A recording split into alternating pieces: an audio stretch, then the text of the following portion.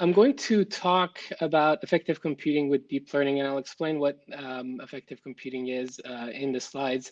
I'm Ali Etemad. I'm an assistant professor at Queen's University, and I'm with the Department of Electrical and Computer Engineering at Queen's, and also in a newly established research institute that we call Ingenuity Labs, housed in this gorgeous building that was newly built by a very generous gift and donation. And this research institute that we have established, its entire goal and mission is to bring together researchers from the fields of artificial intelligence and machine learning, as well as robotics. So the goal of Ingenuity Labs is to bring together robotics and AI people and do state-of-the-art research in those areas. And so I'm partially affiliated with the Department of Electrical and Computer Engineering, and as well with the research, the Ingenuity Labs Research Institute. So at Queen's, I direct a lab, which I call the Ambient Intelligence and Interactive Machines Lab, or AIM for short. And our mission with my graduate students and postdoctoral fellows and basically the collaborators, our goal is to integrate sensors everywhere. We want to have seamless, unobtrusive integration of sensors all around us. And the goal of that is to create an intelligent, responsive, personalized, adaptive, and predictive interactive human-machine world. And that's a lot of fancy words, but essentially we want to create a world where everything around us is intelligent and everything is happening in a very seamless and unobtrusive way for human-machine systems. So right now, if you think about it, within human-machine systems, the onus is on humans, or the users, to understand computers. It's up to us to learn how to use computers. It's up to us to adapt to computers. And this is not ideal. This is not super efficient. Our goal is to reverse this paradigm. We think that if we have a world where machines can truly understand people, we will have better UX. We will have health monitoring. Pervasive health monitoring is a very immediate outcome of a world where everything around you has a sensor in it. If things can sense you, it can lead to a lot of different health applications. And we actually have a number of projects in the health domain as well, which I'm not going to talk to you about today, but we do have a lot of health-related projects as well with the help of machine learning, deep learning, and sensing technologies. And another natural outcome of having a world where machines can truly understand people is having more safety and security.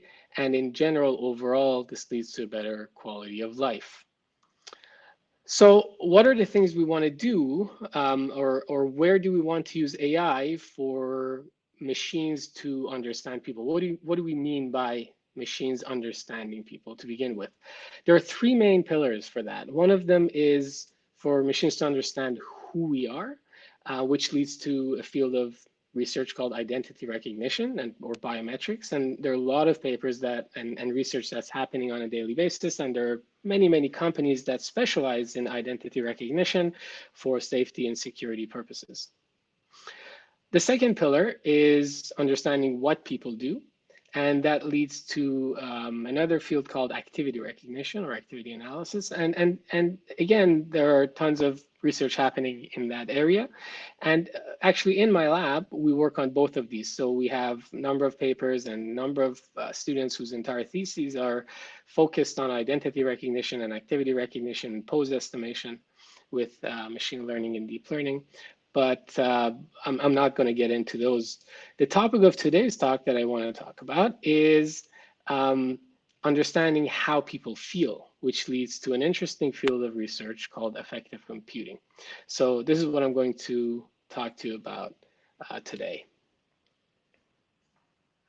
So the term affective computing was coined by Dr. Picard from MIT in 1995. And the way affective computing is defined is that if we want computers to be genuinely intelligent and to interact naturally with us, we must give computers the ability to recognize, understand, and even have and express emotions. So the focus of affective computing is understanding, modeling, and even mimicking or expressing emotions algorithmically. And this is where we have a lot of projects in my group where we focus on affective computing and emotion analysis with machine learning and AI.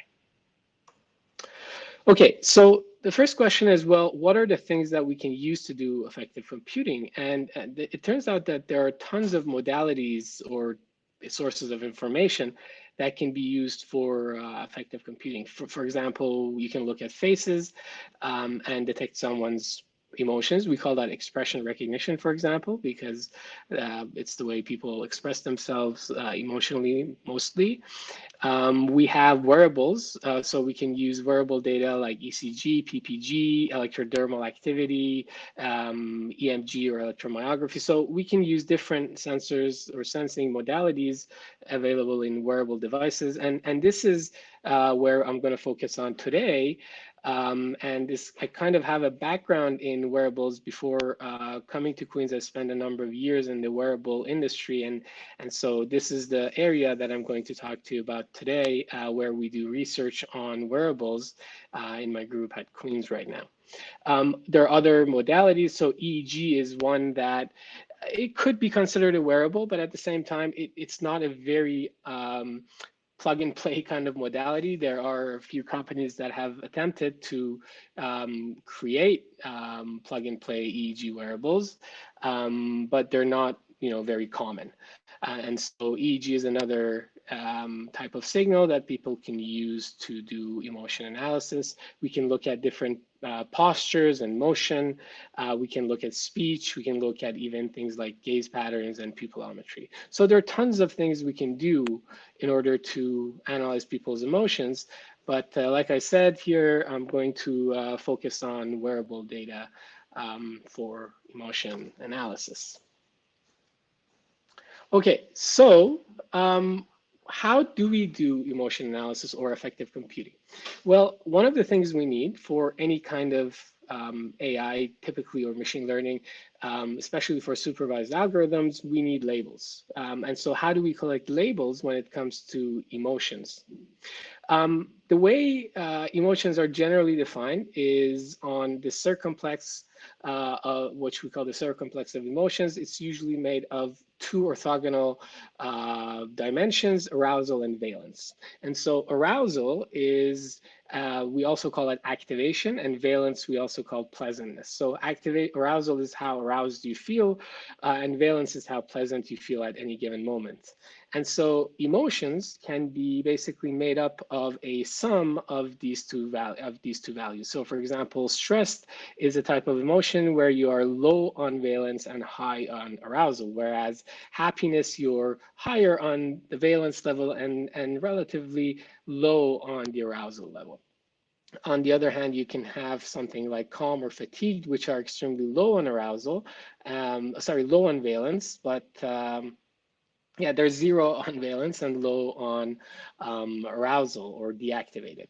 And so the way we usually calculate or measure these output labels is we collect data from people. So for example, we show them videos, or we play music that could induce emotions, or we ask them to do certain things or play a type of game, for example. And we give them this figure on the right, which we call a SAM scale, or a self-assessment mannequin. So these are shapes that we use for people to give us feedback about how they're feeling. The top row is valence. So you can see on the left, we have sadness. On the right, we have happiness. And then we have arousal at the bottom. So this is what we typically use to collect data. So we run people through a number of experiments. For example, like I said, watching videos or listening to music or playing games. And then every few minutes we ask, well, how are you feeling? Can you rate this questionnaire? And they fill this and give us the feedback. And now we have input data, which comes from their wearable devices. And we have our outputs, which are, or labels, which come from these SAM scales. Now, the problem is collecting data is generally difficult. Just the process of stopping an experiment and having to collect data multiple times, this is not ideal. It disrupts the flow. It makes people lose their train of thought and kind of lose that emotional state that they're in. So it's not easy. It's difficult. It requires supervision. It's expensive. There's labor associated with it. It's inaccurate because we're asking people to kind of, look deep down and think about how they're feeling. And it's kind of subjective. It's not super accurate. And it's also time consuming. So it's not ideal. And I guess this applies to every kind of supervised machine learning where you need output labels, right? Having labels is never ideal. But in this particular case, it's even more complicated to a certain degree. So what we try to do is, so when we look at a typical model, let's say we have a regular ConvNet and we're using ECG or electrocardiogram, data collected from the electrical activity of the heart. And our goal is to do emotion analysis. For example, we want to detect someone's arousal and valence. Typically, we have a ConvNet. The ConvNet has a number of convolutional layers, and or we can even do handcrafted feature extraction. It doesn't have to be automatic or trainable feature extractor. It can be handcrafted features, or through an automatic feature extractor like a ConvNet. And then we usually have a classifier in the form of fully connected or a series of fully connected layers. Usually, this is how a pipeline for any supervised machine learning or deep learning system would work these days. So let's think about how we can tackle the problem that I just posed. How can we design a system where we have reduced reliance on these output labels? We want to be able to still do all of this, but not have to depend on these emotion labels as much. And so this has given rise to a new paradigm called self-supervised learning. And there have been different variations of self-supervised learning in recent years, most notably contrastive learning, like Sinclair, that's been very popularized by Jeff Hinton's group. And so what we decided to do in this particular case is to use self-supervised learning to do emotion recognition, but at the same time, reduce how much we rely on these emotion labels or output labels. So this is how self-supervised learning works. Instead of using the true labels of the task, we use this input to generate pseudo labels. And I'll give you an example of how that's done. So we generate pseudo labels. We train this ConvNet, the feature extractor of the ConvNet. And we basically throw away, after it's done, we throw away the fully connected layers because we don't need that anymore. We freeze this, and then we add a new fully connected or a series of fully connected layers. And then while this is frozen, while the feature extractor is frozen, we just train the fully connected layers to now do our what we call the downstream tasks. So this is called a pretext, and this is called downstream. The pretext happens with pseudo labels that are created based on the ECG. So these are not our arousal and valence scores. And again, I'll show you a few examples. And then we freeze this, and we then train this guy, the fully connected layers. And while this part still requires the emotional labels, the benefit is that usually our fully connected portion of an end-to-end model has considerably less number of parameters, of learnable or trainable parameters, right? And so we can get away with using less labels. We don't need all the labels that we had initially. We can use significantly less number of labels to train this, and this part is already frozen, and we've trained it with pseudo labels. So we haven't really used any real labels to train the convolutional layers, which have most of the parameters in them. So this is what we did. We designed some pseudo labels, and these pseudo labels are as follows. Let's say that we have our original ECG here. This is what it looks like. Let's call that pseudo label 0. We took that and we just added a bit of noise to it. So noise addition, and then we call that we gave it a pseudolabel 1. So this is an automatically generated pseudolabel. We call it pseudolabel 1. We can scale it a little bit, so we can change the scale or shrink it or stretch it a little bit in the spatial axis, and we give that a pseudolabel of 2. We negate the signal, that creates a pseudolabel of 3. You can flip the signal, so horizontal flipping, that gives you a pseudolabel of 4. You can cut the signal into pieces and basically shuffle it or do some permutations, and that gives you a pseudolabel of 5. And then we can also do temporal time warping. So basically stretch or squeeze the signal in time, and this gives us a pseudolabel called 6, okay? So once we've done that, we train this neural network end to end. We take our transformed ECG set, and we have this multitask neural network that has the 6 tasks that I showed you. And so we train this neural network. We have 3 convolutional blocks. Each convolutional block has a 1D conv followed by a ReLU, and then we have max pools after them. And we basically train this end to end. Once this is trained, as I explained before, we freeze this part. So we freeze all the conv layers followed by the max pools. And we throw out these dense layers and we add a new dense layer. And now we train this new dense layer with the actual labels. So we don't use the pseudo labels here anymore. We only use the pseudo labels to train this part. And then for this part, we use our real labels, the actual effect classes. But the key here is that we can get away with significantly less of them because we've already trained almost most of the parameters in the previous step using the pseudo labels. In order to train the first network, we used cross entropy loss, and it's a multitask network, so the loss is the sum of the individual losses. And then down here, we also have, again, cross entropy loss for the emotion classification. By the way, this was published in 2020. We published this work in IEEE Transactions on Affective Computing, which is a journal focused on emotion analysis from a computing perspective. So once we did that, we tried, we used 4 data sets to do the training: Amigos, Dreamer, WeSat, and Swell. These are 4 publicly available data sets that have ECG, and they also have emotion labels.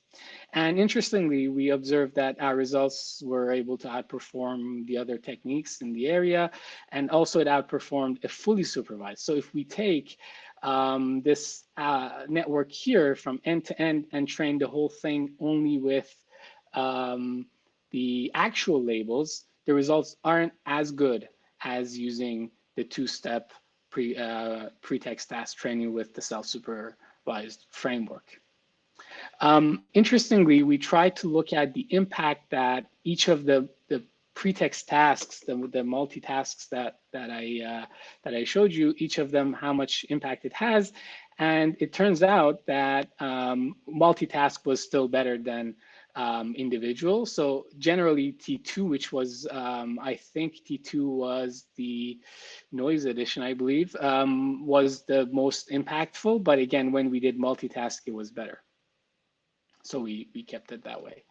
And another interesting observation that we had was that, well, when we looked at the accuracy of our pretext training, the self-supervised portion versus the downstream training, the downstream task, we observed that if the task is too easy, so if we're getting high accuracy here, if the pretext training is too easy, so if the amount of noise we're adding is so much that the network can easily distinguish it, we get very poor performance. Similarly, if the task is too difficult and we're getting low recognition accuracies for the self-supervised tasks, again, we get low performance because it's so difficult that the network doesn't learn anything. Whereas there's an optimum amount in the middle where if we use that amount of difficulty for the pretext training, that's where our model learns to extract good features and the conv parameters are trained properly or optimally. So this was a really interesting finding, and we're actually doing more research into this part of our findings, and we're trying to publish more findings in this area right now, which is really interesting.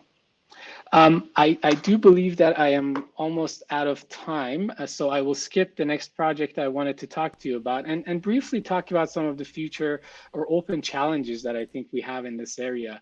In general, with human-centered computing or analyzing how people act, behave, feel, and one of them is that we really need more accurate and robust systems, not because the current models don't work that well, they actually do.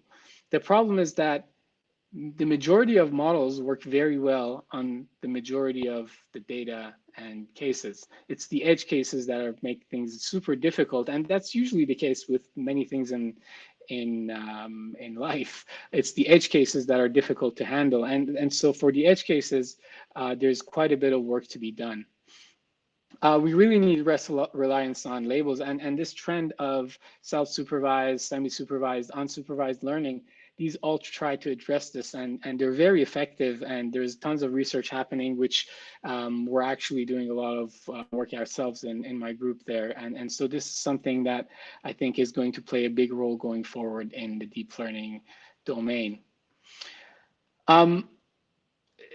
So one other issue with, for example, human-centered computing is that we want systems that work inter-subject. So we want systems to be able to work on different individuals without having to calibrate them or use part of their data in the training process. So the notion of inter-subject systems where they don't rely on someone's training data for optimum inference, that's really difficult for a lot of systems, especially in the areas of, for example, EEG or electromyography. These are extremely difficult because our bodies are very different. Our nervous systems are extremely different.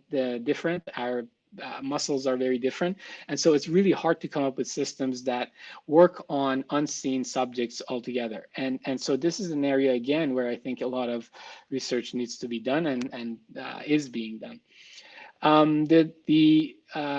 The next problem, I think, which can have huge implications for the whole field is security, privacy, bias, and ethics.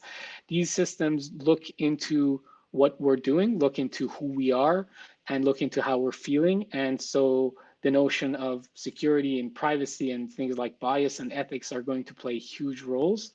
And there has to be more research in this area. And then the last area where I think is an interesting topic is how do we deploy these systems on edge devices?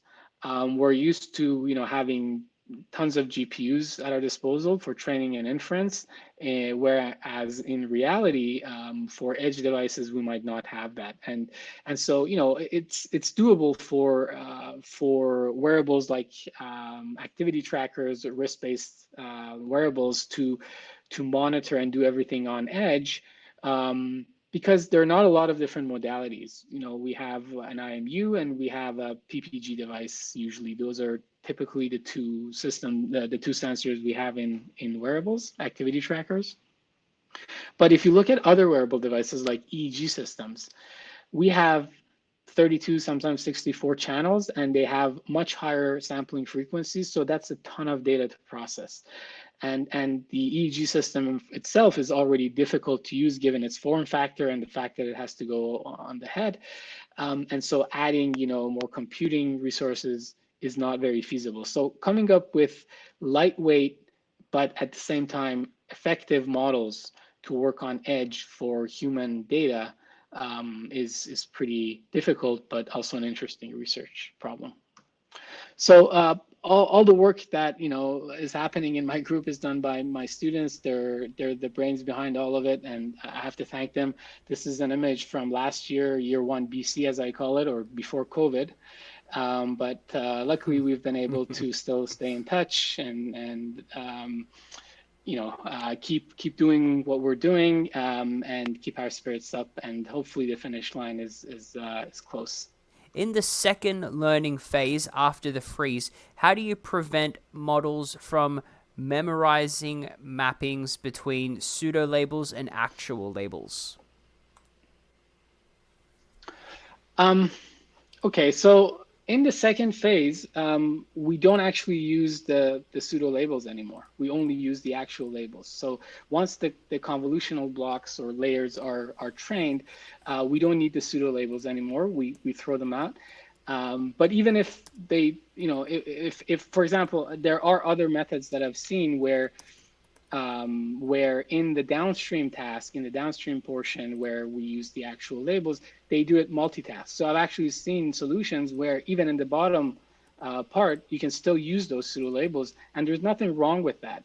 The goal is to use those pseudo labels to generate more supervised training data so that all the parameters, the many parameters that live in the convolutional blocks are trained, and that way you reduce your reliance on the actual labels. So we actually did experiments, and I didn't include them, but we actually did experiments where we took in the downstream portion, we used all the data we had in the pretext, and we used all the pseudo labels and all the data.